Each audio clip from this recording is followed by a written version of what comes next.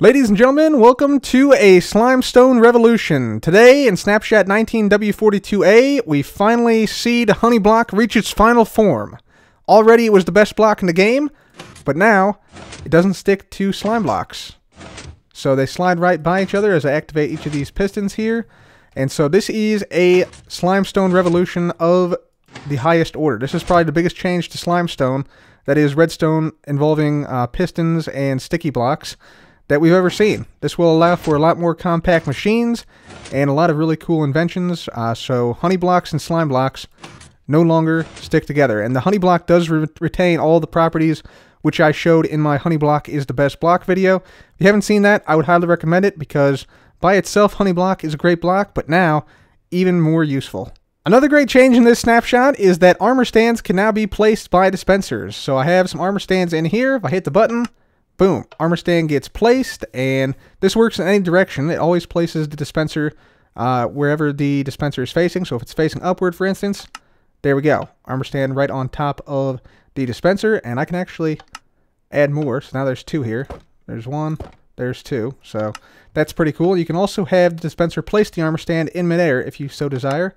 So you see if we have it placed in midair, it starts to fall immediately afterwards.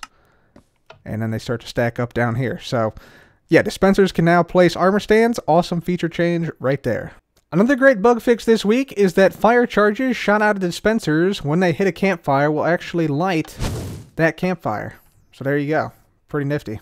Another very minor feature change is that dispensers with empty bottles inside will now eject empty bottles when not facing water. So if I activate this, yeah, it dispenses the empty bottle like you'd expect.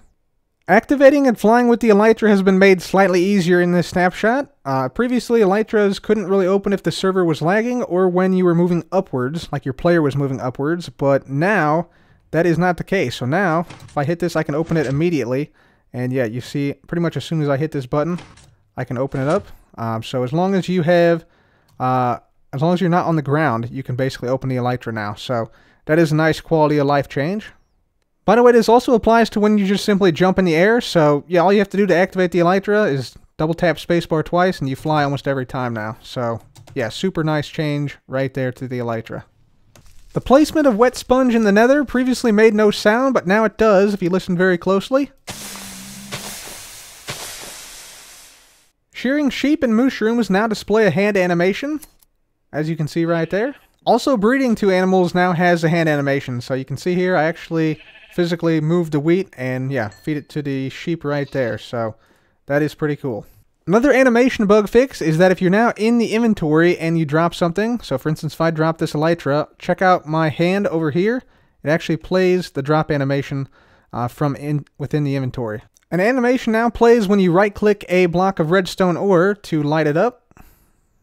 Another bug fix is that held maps will now respect light levels. So previously, maps were the same brightness regardless of what light level you were standing in, but now that is no longer the case. So I'm going to walk down this dark tunnel here and just take a look at the map as we walk down here.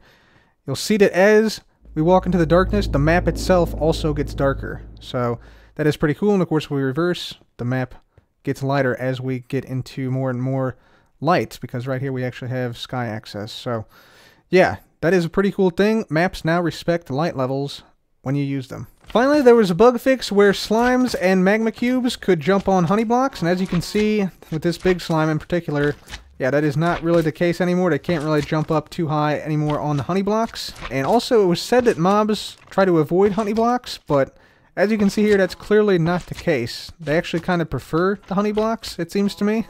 So, yeah, not sure if they'll have to revisit that one or not.